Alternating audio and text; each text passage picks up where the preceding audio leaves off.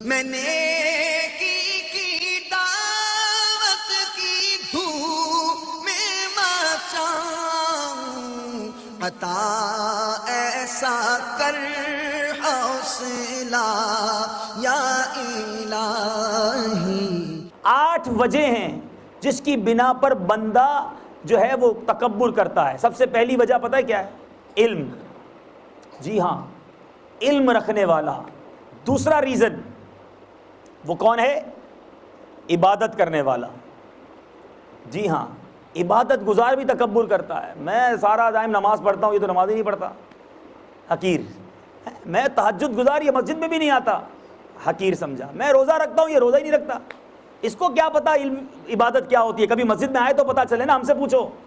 عبادت بھی کر رہا ہے، تکبر بھی کر رہا ہے۔ تیسرا ریزن، ابھی تک مالدار نہیں آیا، عالم، عابد، پھر تیسرے نمبر پر وہ ہے جو مال و دولت رکھتا ہے، وہ بھی تکبر کرتا ہے۔ چوتھے نمبر پر حسب و نسب، بڑے خاندان والا۔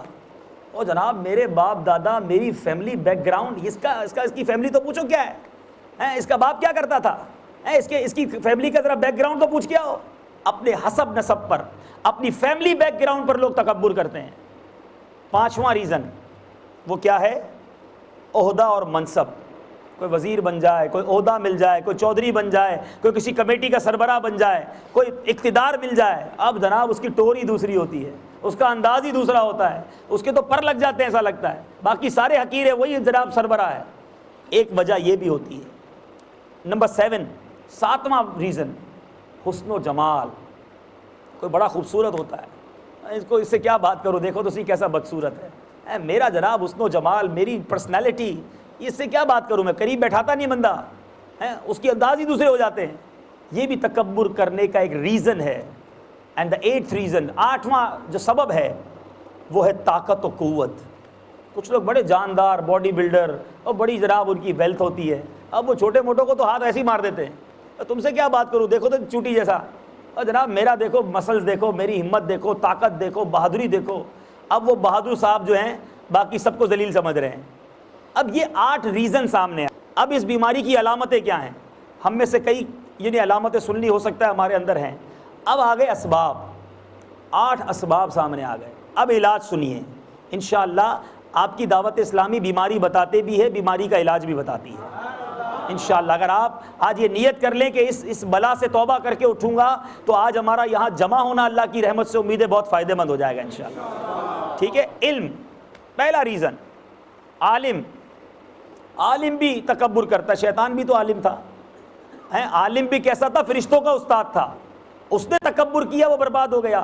تو بعض اوقات علم دین سیکھنا سکھانا واقعی بہت بڑی سعادت ہے، لیکن اس لیے علم سیکھے۔ جناب علم سیکھ کر لوگوں کو بتاؤں گا تمہیں کیا آتا ہے، تمہیں پتہ ہے نماز میں کتنے فرائض ہیں؟ اتنے سال ہو گئے نماز پڑھتے ہوئے، یہ بھی نہیں پتہ کہ وضو کیسے ہوتا ہے۔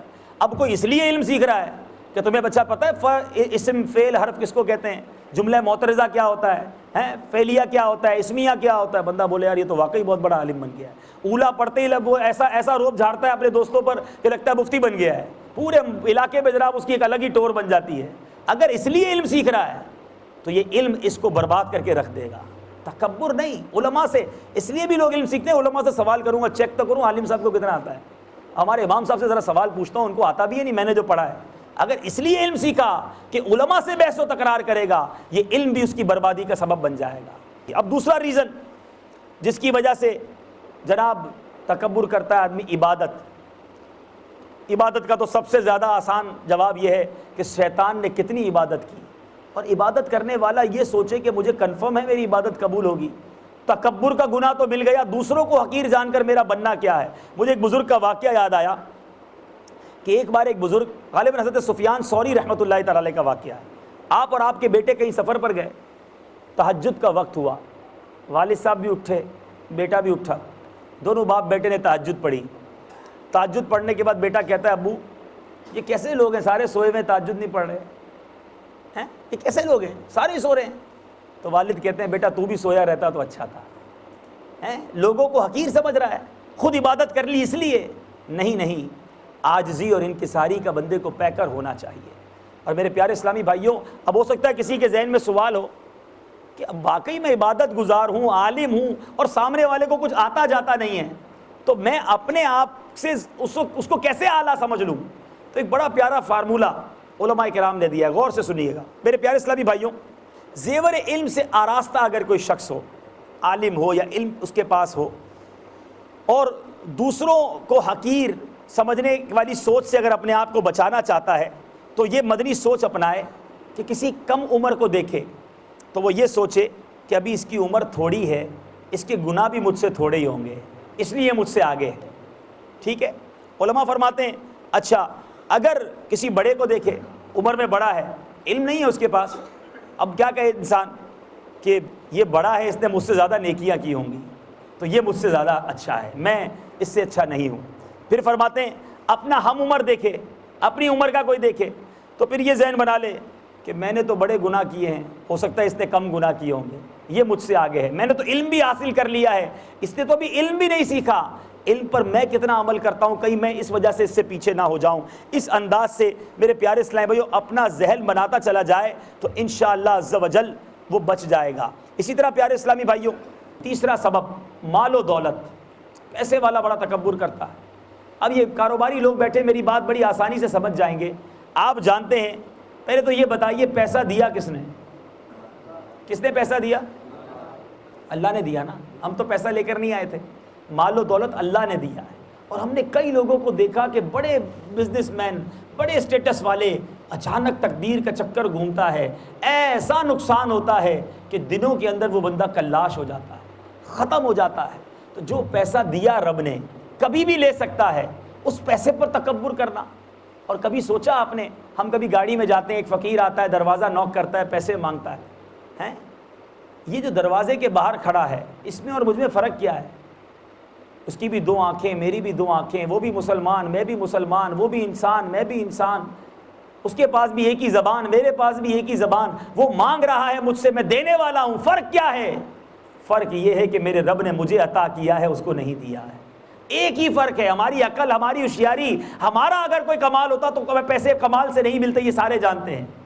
تو جب میرے رب نے مجھے دینے والا بنایا، مجھے مانگنے والا نہیں بنایا، اور اسی احسان پر میں تکبر کروں، بلکہ مجھے تو رب کا اور شکر ادا کرنا چاہیے، اللہ کی اور فرما برداری والے کام کرنے چاہیے کہ مولا تیرا احسان کہ تو نے کروڑوں لوگوں سے مجھے بہتر بنایا، مولا کریم میری یہ نعمت واپس نہ لیجیو، مجھ پر اپنی کرم نوازی جاری رکھیو۔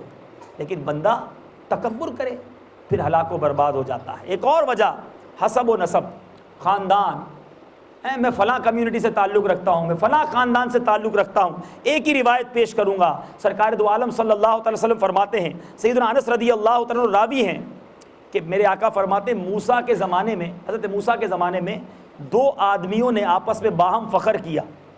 ایک جو کہ کافر تھا، اس نے کہا میں فلاں فلاں کا بیٹا ہوں، اس طرح وہ اپنی 9 پشتیں گنوا گیا، فلاں کا بیٹا، میرے دادا کا نام یہ، میرے پردادا کا نام یہ، 9 پشتیں گنوائیں۔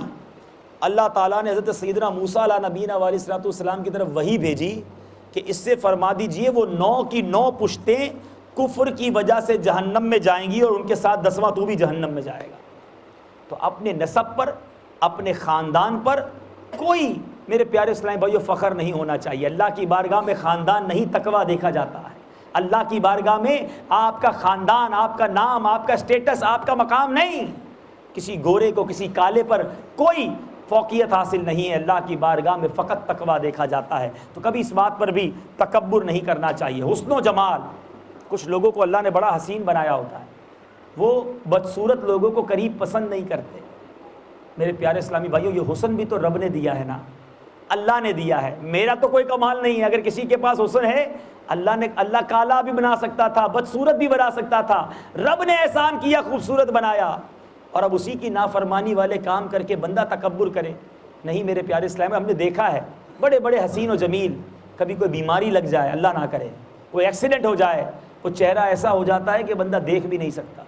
تو کبھی بھی حسن و جمال کی وجہ سے تکبر نہیں کرنا چاہیے۔ ایک بڑی پیاری روایت میں نے پڑھی، اللہ اللہ، سرکار دو عالم صلی اللہ علیہ وسلم فرماتے ہیں جو حسین و جمیل اور شریف الاصل ہو، یعنی حسین بھی ہو اور اونچے خاندان والا بھی ہو اور منکسر المزاج بھی ہو، عاجزی والا بھی ہو تو وہ ان لوگوں میں سے ہوگا جنہیں اللہ قیامت کے دن نجات عطا فرمائے گا۔ انکساری ہو، اللہ نے حسن دیا، بڑے خاندان سے کیا، مگر بندہ ڈاؤن ٹو ارتھ ہو، بندہ انکساری والا ہو، اللہ تعالیٰ قیامت کے دن ان نجات پانے والوں میں شامل کر دے گا۔ اب آئیے ایک اور ریزن جو ہم نے سنا، ساتواں، طاقت و قوت۔ بڑی طاقت، بڑی قوت ہوتی ہے، ایسے لوگ کسی کو خاطر میں نہیں لاتے۔ میرے پیارے اسلامی بھائیوں، ہم نے دیکھا ہے کہ بڑے بڑے پہلوان، بڑے بڑے جناب باڈی بلڈر، بڑے بڑے کر و فر والے جب بیمار ہوتے ہیں تو ایک گلاس اٹھا کر پانی بھی نہیں پی سکتے۔ اس دن سے ڈرو، جو ہے کوئی ہے جس کی رسی اور جس کی پکڑ بہت سخت ہے۔ اگر اللہ نے طاقت دی ہے تو کمزوروں پر ظلم نہ کیا جائے، کمزوروں کو حقیر نہ جانا جائے کہ بروز قیامت مظلوم کا ہاتھ ہوگا اور ظالم کا گریبان ہوگا، پھر کسی کی نہیں چلے گی۔ اور اسی طرح آٹھویں وہ لوگ جو عہدہ اور منصب کی بنا پر میرے پیارے اور محترم اسلامی بھائیوں تکبر کیا کرتے ہیں، ان لوگوں کی بارگاہ میں بھی عرض ہے، یہ عہدہ تو چلا جائے گا، یہ منصب تو چلا جائے گا، لیکن ایسا نہ ہو کہ تکبر کا گناہ آپ کے ساتھ باقی رہ جائے اور قیامت کے دن آپ ہلاک و برباد ہو جائیں۔ میں نے کی دعوت کی دھوم میں مچاؤں، عطا ایسا کر حوصلہ یا الہی۔